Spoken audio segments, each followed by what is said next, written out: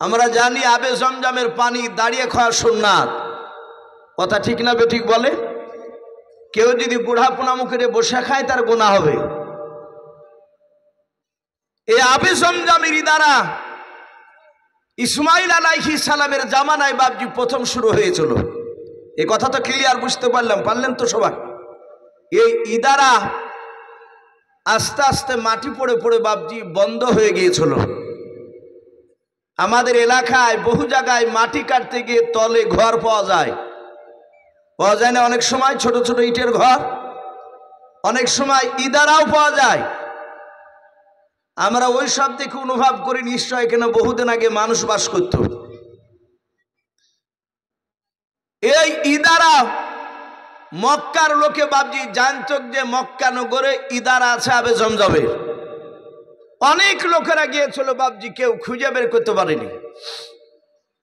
তাই আবে জমজম এই আব্দুল মুতালিব বলেছিলেন, ওগো আল্লাহ, আমাকে যদি এক এক করে যদি 10টা সন্তান দান করো, আর ওই আবে জমজমের ইদারার পানি উদ্ধার করতে পারলে 10টি ছেলের মধ্যে একটি ছেলেকে তোমার রাস্তায় জবাই করে দেব।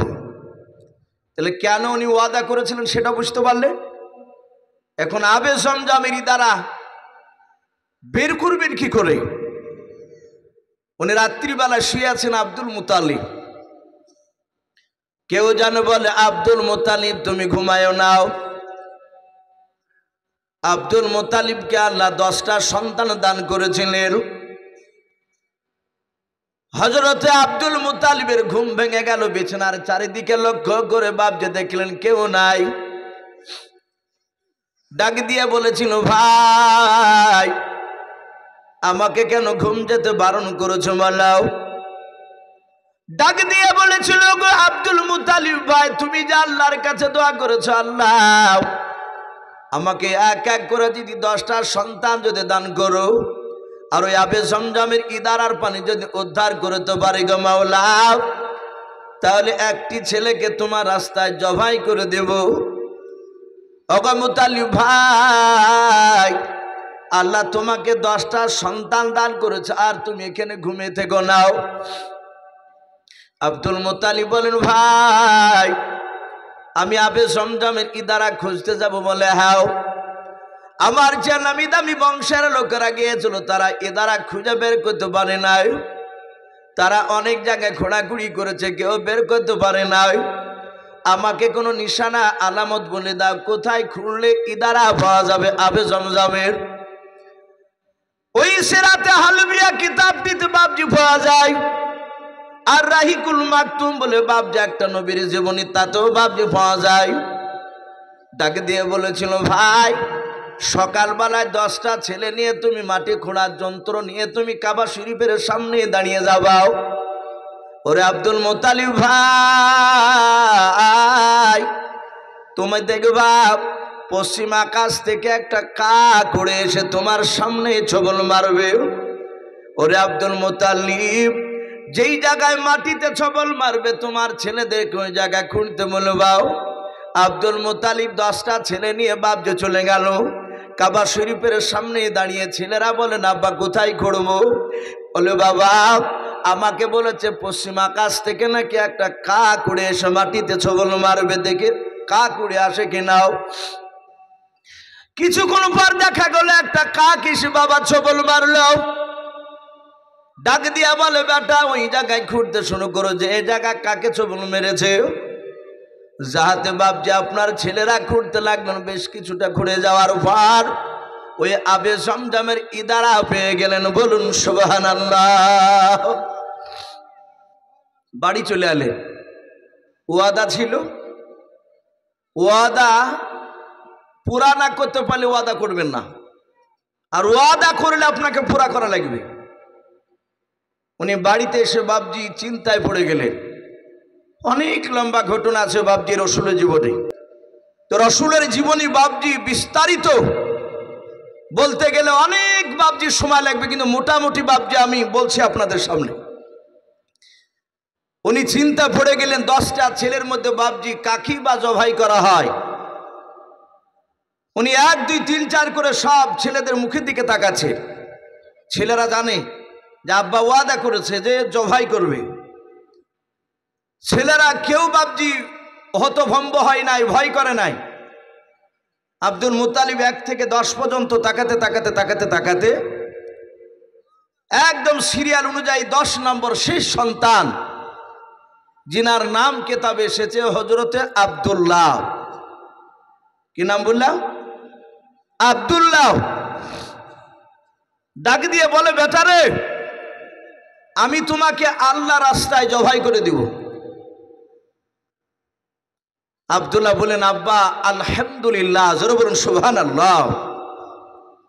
বলে, আব্বা আমি খুশি আপনি আমাকে আল্লাহ রাস্তায় জবাই করবেন, এতে কোনো আমার বাধা নেই। হযরতে আব্দুল্লাহ বাবজি খুশি হলেন। আব্দুল মুত্তালিব বললেন, ভাই আগামী বছর অমুক দিনে নয়, আগামী মাসের অমুক দিনে অমুক সময় বাবা তোমাকে আল্লাহ রাস্তায় জবাই করব।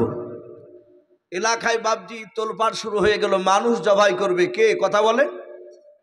আব্দুল মুত্তালিব, নবীজির দাদা। সবাই অবাক, ইয়া বা কেমন লোক যে মানুষকে জবাই করবে? আর লোকে জানে যে উনি যা ওয়াদা করেন তা পুরা করবি। হযরতে আব্দুল মুত্তালিব থাকতে লাগলেন, এলাকায় নাম শুরু হয়ে গিয়েছে। ইহুদির কয়েকটা আলেম বাবজি এসে বলেন, ভাই আব্দুল মুত্তালিব আপনি আল্লাহ রাস্তায় আব্দুল্লাহকে জবাই করেন না। বলে, কেন? বলে, আমরা তওরাত, জুব্বুর, ইনজিলে পড়েছি আখিরি জামানার একজন নবী আসবে, সেই নবীর আব্বার নাম হবে আব্দুল্লাহ,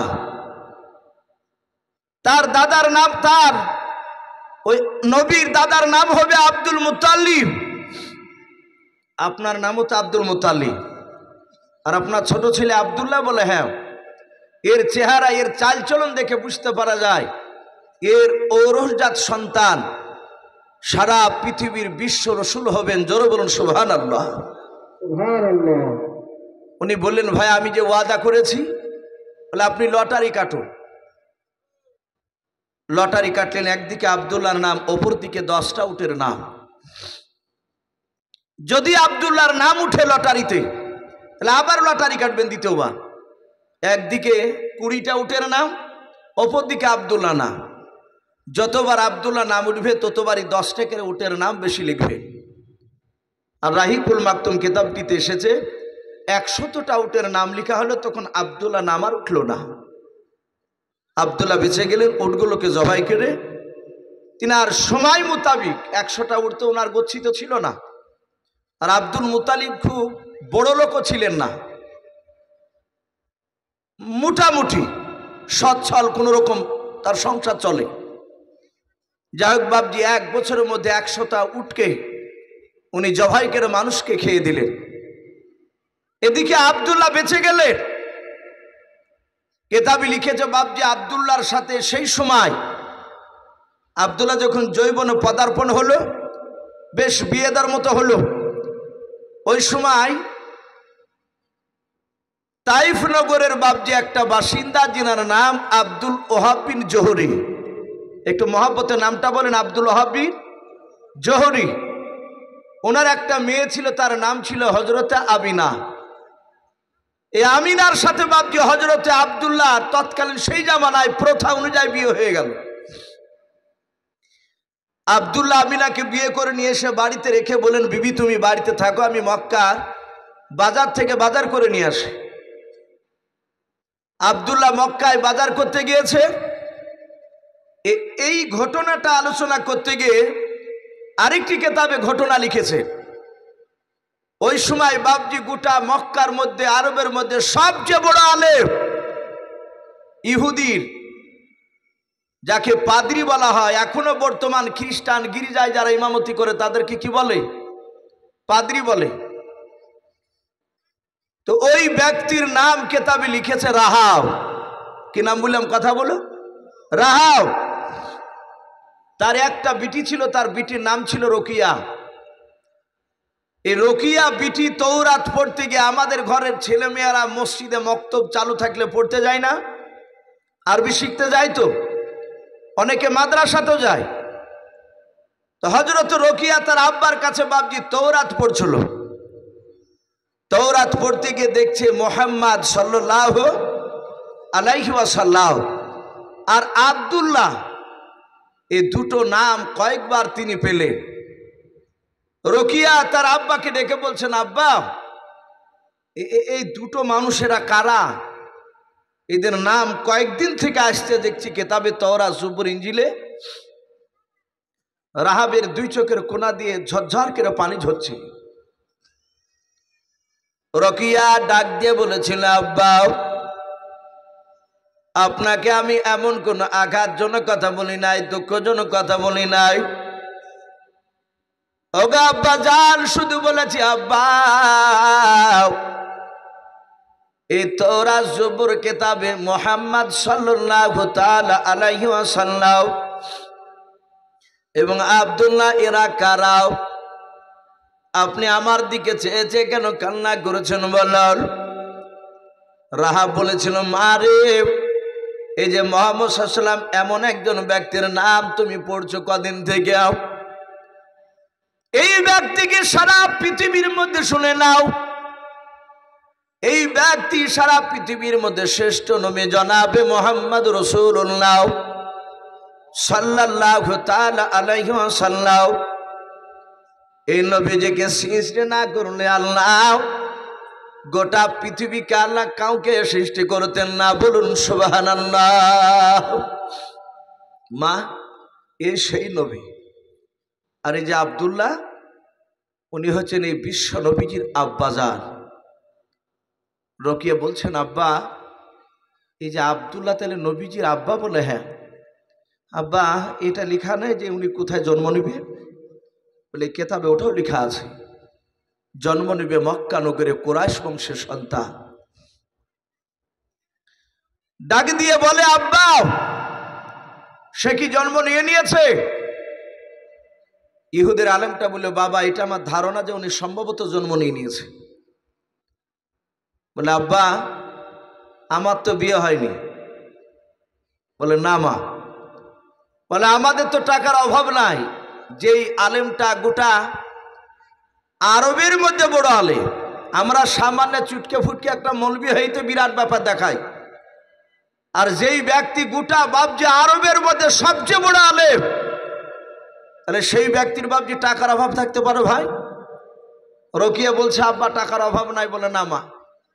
বলে, আপনি মক্কার চৌরাস্তার মোড়ে, যেমন আপনাদের এই ভাইদিরে ভাড়া মোড় চৌরাস্তার মোড়, ওদিকে তো একটা রাস্তা চলে গেল, ওর মোড় থেকে একটা কলকে হারার দিকে। তো বলে, চৌরাস্তার মোড়ে আপনি একটা ঘর করে দেন, আমি 1 মাস পর আমি মক্কা নগরে গিয়ে এই আব্দুল্লাহ নামক ছেলেটাকে আমি খুঁজে বের করে আমি তাকে স্বামী রূপে পেতে চাই। বলুন সুবহানাল্লাহ। ঘর করে দিল, কয়েকটা দাসদাসীর সঙ্গে দিল। রোকিয়া বলে, আব্বা ওই লোকটাকে চিনবো কি করে, ওই আব্দুল্লাহকে, নবীর আব্বাকে? ডাকে দিয়ে বলল, মারে যিনি বিশ্ব নবীর আব্বা হবেন আব্দুল্লাহ, অন্য ছেলেদের চেয়ে দেখতে একটু আলাদা হবে। বলে, আব্বা চিনবো কি করে? বলে, মা তার চেহারাতে কপালে একটা নূর চমকাবে। জোরে বলুন সুবহানাল্লাহ। যে নূরটা অন্য কোনো মানুষের চেহারা দেখতে পাওয়া যাবে না। কিছু মানুষ আছে দেখেন বাবজি, কালো হয়, 5 ওয়াক্ত নামাজ পড়ে, পা থেকে মাথা পর্যন্ত সুন্নাতি লেবাস, গোপনে গুনহার কাজ করে না। ওই লোকটা কালো হলেও বাবজি 5 ওয়াক্ত যদি নামাজ পড়ে, তার চেহারার দিকে তাকালে আল্লাহর কথা স্মরণ হয়। এটা কিতাবে লিখেছে। আর একটা ভালো মানুষ দেখতে সুন্দর, সে যদি গোপনে যদি বাবজি আপনার সুদে টাকা খায়, গুনাহ করে, তার কপালে ঘটা থাকতে পারে বাবজি সেজদা দিয়ে। এই ঘটালিও বাবজি আবার এলাকাতে বাবজি জান্নাতের দাবি করছে। মিথ্যা বানাটি কথা বলছি না ভাই। একটা ছেলে ডাইরেক্ট এরকম বলছে যে ভাই জান্নাত কিলে ফেলালছি। কপালে হাত দিয়ে বলছে ভাই কেন? তাহলে এই তো ঘটা পড়ে গেছে, 5 ওয়াক্ত পড়ে না, শুধু জুম্মা পড়তে আসে। আরে ভাই এই জান্নাত পায়ে গেছি, এটা তো দাবি করা যাবে না। নামাজ পড়েও তো গ্যারান্টি নাই আমাদের। এখনো যে যদি বাপজি শেষ দায়কে যদি শুধু এমনি করে যদি চাপ দিয়ে ঘুষড়ায় আর ছিলকে উঠে অটোমেটিক ঘটা পড়ব। বাপজি আমার সোনা লালেরা, নূর এমন একটা জিনিস, ঘটা না পড়লে তার চেহারাতে নূর দেখতে পাওয়া যায়। কিছু মানুষ আছে বাপ যে আসর নামাজ পড়ে চায়ের দোকানে চা খেতে যায়, ওইরকম লোক থাকলে রাগ করবেন না বাপ, আমি আপনাদের ছেলের বয়সে কারো। এখানে অনেক সমবয়স্ক যুবক ভাইয়েরা আমার আছো। অনেক সময় লোকে বলে যে হুজুর আসরে নামাজ পড়ে যায় চায়ের দোকান আর ধুমধাড়াক্কা গান বাজছে, ওই চায়ের দোকানে টিভি চলছে। যদি বলা হয় যে চাচা এখানে কি ব্যাপার, বলো বাপ আমি তো দেখছি না, চা খাচ্ছে আর বাপজি কান ওদিকে লাগিয়ে দিয়েছে। এরকম করলে আমার মনে হয় না যে বাপজি তার ইবাদত কবুল হবে আল্লাহ দরবারে। তাকওয়া পরেজগার এমন একটা জিনিস, গুনাহ যেখানে থাকবে সেখান থেকে দূরে সরে আসতে হবে। যেই দোকানে বাপজি টিভি চলবে, আপনি নমাজি মানুষ, আচ্ছা বলেন ওই দোকানে চা না খেলে আমি কি মরে যাব? কথা বলে আমরা মরবো না, কিন্তু এটা আমাদের অভ্যাসে পরিণত হয়ে গেছে। যদি অভ্যাস থাকে বাপজি একটু চেষ্টা করবেন ছাড়ার। হযরতে আব্দুল্লাহকে ডাক নয়, রকিয়াকে বললো মারে, ওই লোকটার চেহারাতে, ছেলেটার চেহারাতে নূর চমকাবে। মেয়েটা চলে গেছে রকিয়া। কেতাবি লিখেছে আব্দুল্লাহর সাথে আমিনার যেদিন বিয়ে হয় তার 6 মাস আগ থেকে ওখানে বাপজি আপনার ওই সারা দিন সকালবেলায় বাপজি উঠে সন্ধ্যা পর্যন্ত বাপজি দেখে কোনো ছেলের সাথে মিলে না। কারণ আব্দুল্লাহ যাই না, সেদিন বাপজি আব্দুল্লাহ গিয়েছে আমিনার ওই রকিয়ার বাড়ির দিকে। রকিয়া ডাক দিয়ে বলেছিল বন্ধুরাও,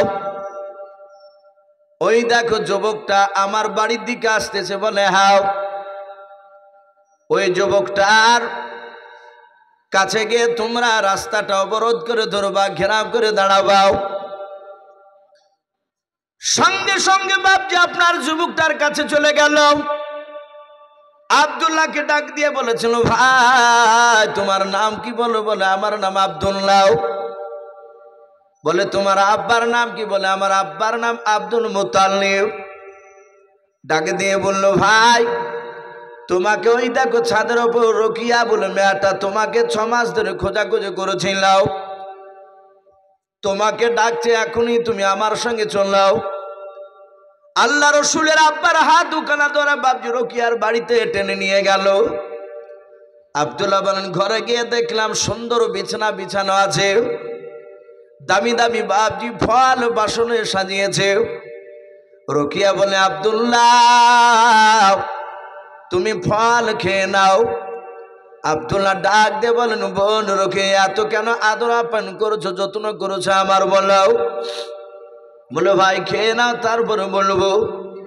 আব্দুল্লাহ ফল খাওয়া বাপজি হয়ে গেল। ডাক দিয়ে বলো রকিয়া বোন কেন আমাকে এত আদর আপ্যায়ন করি না বলো, এত কেন যত্ন করি না বলো। ডাক দিয়ে বলেছিল ভাই আব্দুল্লাহ আমি তোমাকে 6 মাস থেকে আমি মক্কা নগরে বাড়ি করে তোমাকে খুঁজছিলাম।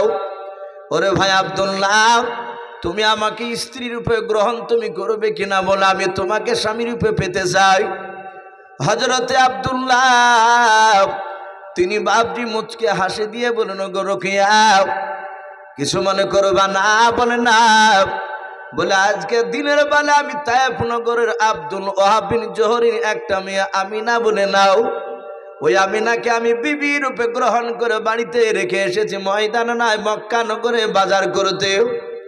ওরে রকিয়া শুনে নাও, আজ রাত্রিবেলা আমি বাড়িতে যাব, আমিনার সাথে আলোচনা করব, পরামর্শ করব। আমার আমিনা যদি আলোচনা যদি রাজি হয়ে যায়, যদি আমাকে অনুমতি দেয়, তাহলে আগামী কালকে এসে তোমাকে বিবির উপর গ্রহণ করে নিয়ে বাড়ি চলে যাব। রকিয়া কাঁদতে লাগলেন, বুঝতে পারলেন আর হতে পারলাম না বিশ্ব নবীর জনম দুঃখিনী মা। কেতাবে লিখেছে বাপজি এক নয় দুই নয়, ওই আরবের মধ্যে বড় বড় বাপজি আলেমের মেয়েরা 70টা অবিবাহিতা বাপজি মেয়ে, তারা এ রসুলের আব্বাকে বাপজি খুঁজে বের করতে এসেছিল। যদি নবীকে, যদি নবীর আব্বাকে পেয়ে যায় স্বামী রূপে, তাহলে আমি বিশ্ব নবীজির জনম দুঃখিনী মা হতে পারবো। বলুন আলহামদুলিল্লাহ।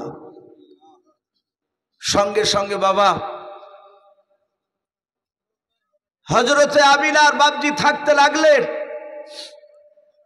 আমার বিশ্ব রসুল বাপজি বাড়ি চলে আসলেন। নবীর আব্বা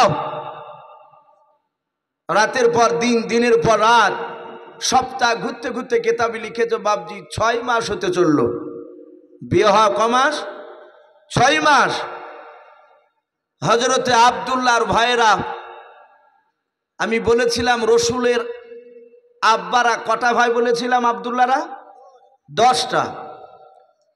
আব্দুল্লাহকে বাদ দিয়ে বাপজি 9টা ভাই, তারা গোপনে বাপজি মিটিং শুরু করে দিয়েছে। গোপনে গোপনে মিটিং শুরু করেছে। তাদের বিষয় ছিল আব্দুল্লাহকে নিয়ে। ডাক দিয়ে বলল, তারা 9 ভাই বলছেন, ভাই রে, আমরা কালকে, আগামীকালকে সিরিয়ায় ব্যবসা করতে যাব। বলে হ্যাঁ, আমরা আগামীকাল তো ব্যবসায় যাব। ডাক দিয়ে বলল যে এতদিন আমরা যা ব্যবসা করে টাকা নিয়ে আসতাম, আমার ছোট ভাই আব্দুল্লাহ বসে বসে খাইত। আজ আব্দুল্লাহর 6 মাস হয়েছে বিয়ে হওয়া। আব্দুল্লাহ একাই থেকে 2জনা হয়েছে, সংসার বড় হয়েছে। তার মানে ভাইয়েরা হিংসা শুরু করেছে। এই হিংসা আমাদের মধ্যে আছে না ভাই? আমাদেরও আছে। ডাকে দিয়ে বলল, ভাই আমরা আগামীকালকে হযরতে আব্দুল্লাহকে নিয়ে যাব। 9 ভাই 9,000 টাকা লাভ হয়, আব্দুল্লাহকে নিয়ে গেলে 10,000 টাকা লাভ হবে, 1,000 করে। আবু তালিব ডাক দিয়ে বলেছিল, ভাই আমার ব্যক্তিগত মত, আব্দুল্লাহকে না নিয়ে যায় ভালো হবে। তার 8টা ভাই একত্রিত হয়ে চিৎকার করে বলল, ভাই তুমি কেন নিয়ে যেতে বারণ করছো? বলে আমার আব্বা যার বৃদ্ধ হয়েছে আব্দুল মুতালিব, আমরা যা ইনকাম করে নিয়ে আসি এতেই তো সংসার চলে যায়। আপনারা খানা এতেই চলে যায়। ডাক দিয়ে বলল, ভাই থাকুক না, আর আব্বা আব্দুল্লাহকে খুব বেশি ভালোবাসে, অসুবিধা নেই তো। আর আমার আব্বাকে একটা দেখাশোনা করা ভাইয়ের দরকার। অমনি 8 ভাই বলে, আবু তালিব ভাই, তুমি যদি আব্দুল্লাহর কট টেনে কথা বলে তাহলে তোমাকে আর আব্দুল্লাহকে আলাদা করে দিব। আবু তালিব বলেন, ভাই কট টানার কথা আসেনি,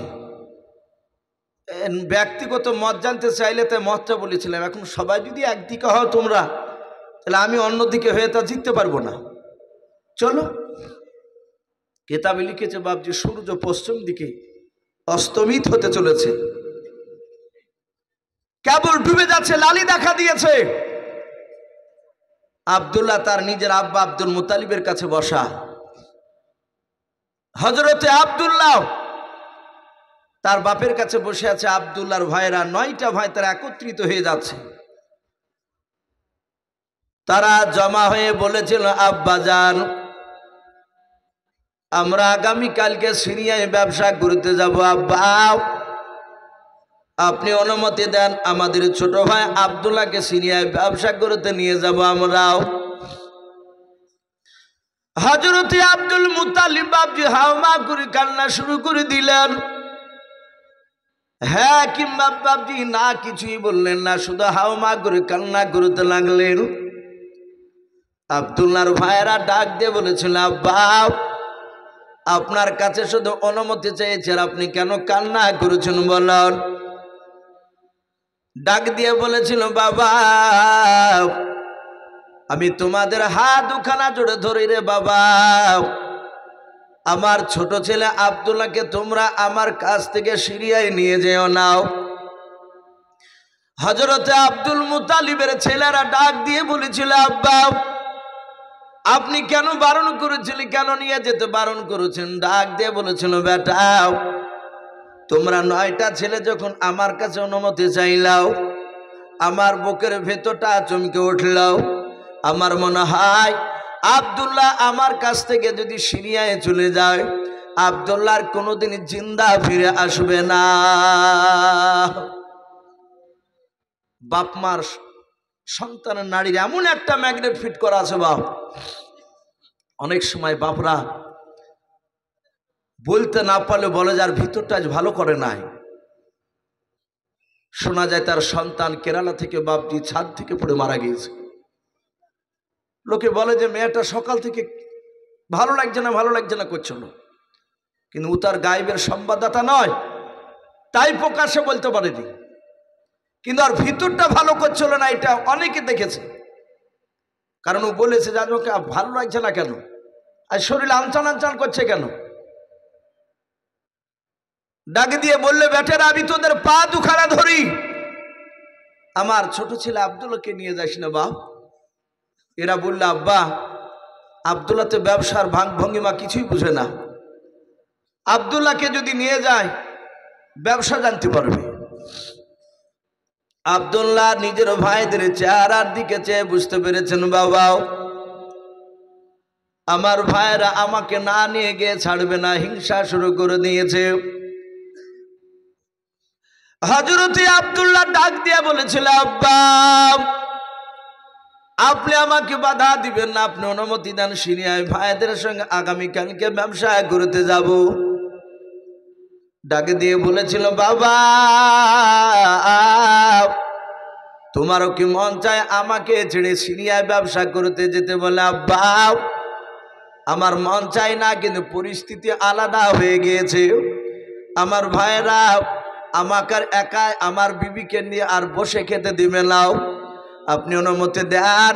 যদি আমার সিরিয়ায় যদি বাপজি মওত লেখা থাকে, পৃথিবীর মানুষকেও বাধা দিতে পারবে না। পারবে?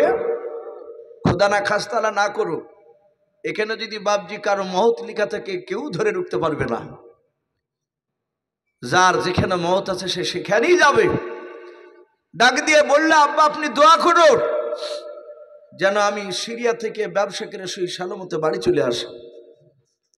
বাপে দোয়া করলেন, বলেন, বাবা মন চাই না যে তুমি চলে যাও, কিন্তু ছেলেরা নিয়ে যেতে চাইছে। আমার মনে হয় তুমি চলে গেলে আর তোমার সাথে জিন্দা দেখা হবে না। আব্দুল্লাহ নিজের বিবির কাছ থেকে বাপজি বিদায় নিয়ে সারা রাত বাপজি তারা বসে আছে। যারা বিদেশে যায় বাপজি তারা জানে যে বিদেশে থাকা কত কষ্টকর। আমরা ভাবি যে মনে হয় আরামই দিন চলে যেছে, হাজার হাজার টাকা ইনকাম করছে, খুব কষ্ট হয় ভাই। বাড়ি থেকে যখন ব্যবসায় যায়, তার নিজের বিবির মায়া, তার সন্তান যদি থাকে একটা, সন্তানটা বাড়ি থেকে বেরিয়ে যায়, বাপ যদি এখান থেকে ভাইদের পড়ার মুড়ে যায়, সন্তানটা হাতখানা ধরে পেছ পেয়ে যায়। একটু ভেবেছি তার বাপের কি কষ্ট হয় তার সন্তানকে রেখে বাইরে যেতে, কিন্তু উপায় নেই বাপজি, পেটের দায়ে রুজির তাড়নায় বাপজি আমরা যাই। হযরতে আব্দুল্লাহ নিজের বিবির কাছ থেকে দোয়া নিয়ে বিবি কাঁদতে লাগলো। বিবিকে বলল, বিবি তুমি দোয়া করো যেন ব্যবসা সহি সালামত যেন ব্যবসা করে বাড়ি চলে আসে। সঙ্গে সঙ্গে বাপজি আপনার বলা হয়েছে আব্দুল্লাহ তার বিবির কাছ থেকে দোয়া নিয়ে চলে গেল, সিরিয়ায় ব্যবসা শুরু করে দিলে। দিনের পর রাত, রাতের পর দিন, এইভাবে ব্যবসা করতে করতে বাপজি 5 দিনকার দিন সন্ধ্যার আগে বৈকাল বেলায় বাপজি আপনার কি করেছে, তার একটা জায়গায় তাম্বু টাঙিয়েছে, সেখানে থাকবে রাত্রিবেলায়।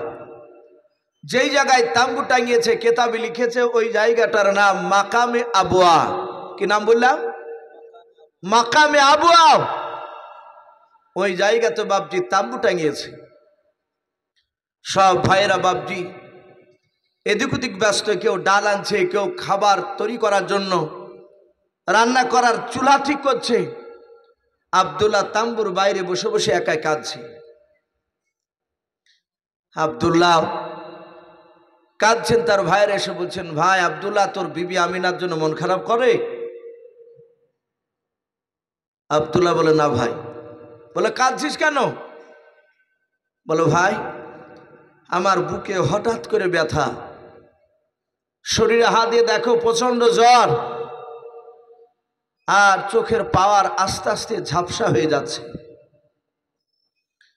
তার ভাইয়েরা বাপজি সবাই ডেকে গোল করে ঘেরাও করে বসলো। আবু তালিব বলেছিল, ভাই আমি প্রথমেই বলেছিলাম আব্দুল্লাহকে নিয়ে আসিস নিয়ে, বল আব্দুল্লাহর যদি কিছু হয়ে যায় আব্বাকে কি বলে জবাব দিবি? এরা বলছে, ভাই বুঝতে পারিনি যে আমার ভাই হঠাৎ করে এত বড় অসুখ হয়ে যাবে। কিতাবে লিখেছে, বাবা সূর্য আস্তে আস্তে ডুবে গেল, হযরতে আব্দুল্লাহর দুই চোখের পাওয়ার বাবা একেবারে খতম হয়ে গেল। আব্দুল্লাহর দেখতে পাই না। আমরা দুনিয়াতে বাপজি দেখতে পাই, যারা বাপজি এক চোখে দেখতে পায় আর এক চোখে দেখতে পায় না তাকে আমরা কানা বলি না। যারা একেবারে দুই চোখে বাপজি দেখতে পায় না তাকে অন্ধ বলা হয়। হযরতে আব্দুল্লাহ দুই চোখে বাপজি দেখতে পাইলাম। আব্দুল্লাহ বাপজি এইভাবে বাপজি বেশ কিছুটা বাপজি রাত্রি হয়েছে, মাটি এইভাবে বাপজি হাত চালাচ্ছে চারিদিকে। আব্দুল্লাহর ভাইয়েরা ডাক দিয়ে বলেন, ভাই ও আব্দুল্লাহ এমন কি হারিয়ে গিয়েছে, তুমি কি খুঁজতেছো, মাটি হাত চালাচ্ছ কেন বলো? ও বাপজি ভাইরাও, যাদের চোখ নাই লাঠি ডান দিকে পড়ে গেলে বাবা বাম দিকে খোঁজাখুঁজি করে। যাদের চোখ নাই বাপজি তারা জানে চোখ দুটো বাপজি কত বড় মূল্যবান। আমরা চোখের মূল্য, চোখের শুকরিয়া আদায় করতে পারি না বাপ। একটা চোখ এমনি করে বাপজি বন্ধ করে আর একটা দিয়ে তাকায়, মনে হয় যে জাতি যে হঠাৎ করে হয়তো দেয়ালওয়ালা তার লেগে যাবে নাকি। আর যদি দুই চোখ যদি এমনি করে বন্ধ করে যদি আপনি এখান থেকে ভাইদিরা পড়া যান, না হলে মনে হয় ভাইদিরা পড়া যেতে যেতে না হলে মনে হয় 500 জায়গায় আপনি উজুট মারবেন, লাগবে না ভাই? তাহলে অন্ধ মানুষ, আমার জীবনের বাস্তব কথা বলছে, আমি দেখেছি কথাগুলো বাপজি সব ইউটিউব হচ্ছে। আমার মনে হয় এখনই লাইভে অনেক মানুষ দেখছে। আমার আগামীতে বাপজি জালসা আছে, আবার কিছুদিন আগে ওই গ্রামটাতে জালসা করে আসলাম, বেলডাঙ্গা ছেতিয়ানি বলে নাম। আমি ওখানে মাদ্রাসাতে সুরুলিয়াতে পড়তাম।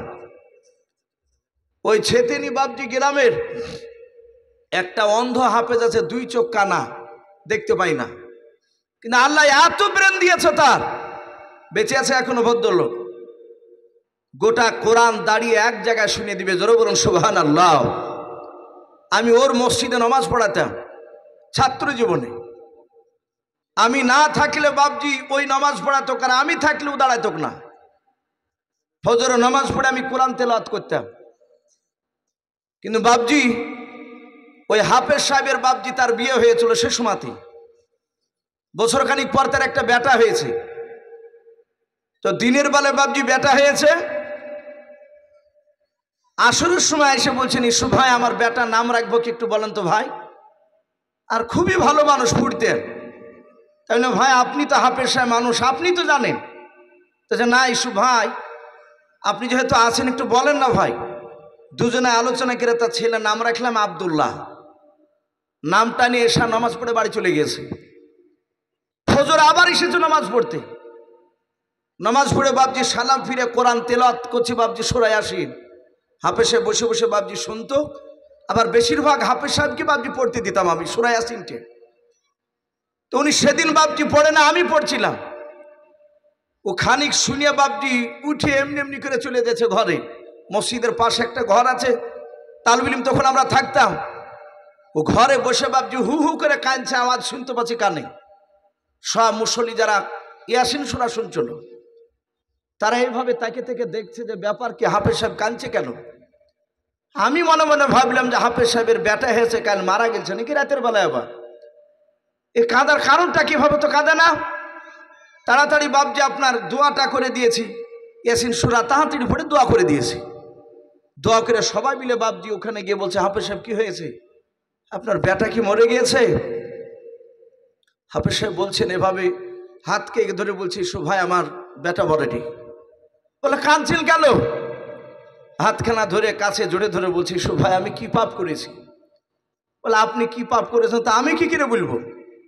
এ পাপের জানার মালিককে কথা বলে আমার আল্লাহ। তা আমি বলছি ভাই আপনার মাথাটা খারাপ হয়ে গেল নাকি, ব্যাপারটা কি? কাঁদছেন আর বলছেন ইসু ভাই, আমার বেটা নাম যে আব্দুল্লাহ রাখিলাম, আমার বিবি খুব খুশি হয়েছে। রাতের বেলা বিবি বলল পাশে বসো আমার সোনামণির সামনে। আমি বসলাম, আমাকে বলছে যে আব্দুল্লাহর আব্বা, আমার সোনামণি আব্দুল্লাহকে একটু কোলে নিবা না? ইসু ভাই যখন আমার বিবি বলল, আমি হাত বাড়িয়ে বাচ্চাটা কোলে নিলাম। কোলে নেওয়ার পরে আমার বিবি আমাকে জিজ্ঞাসা করলো আমার আব্দুল্লাহ দেখতে কেমন হয়েছে? ভাই আমি এত কাঁদতে লাগলাম যে আমার হাত দুটো যদি কেড়ে নিত, পা দুটো কেড়ে নিত, আজ যে আঘাত পেয়েছে এরকম আঘাত আমি পেতাম না। ভাই গো, আমার বিবি যখন জানতে চাইলো আমার ছেলে কেমন সুন্দর দেখতে, আমি ওই সময় পা থেকে মাথা পর্যন্ত 6-7 বার বোলালাম হাত। ভাই আমি তার জন্মদাতা আব্বা, আমি এমন কি পাপ করেছিলাম যে আল্লাহ আমার চোখের পাওয়ারটা কেড়ে নিয়েছে? আমার নিজের সন্তান কেমন কালো না ধলো আমি নিজে দেখতে পেলাম না। বলুন সুবহানাল্লাহ। বাপজি, যার চোখ না সে জানে চোখটা কত বড় মূল্যবান।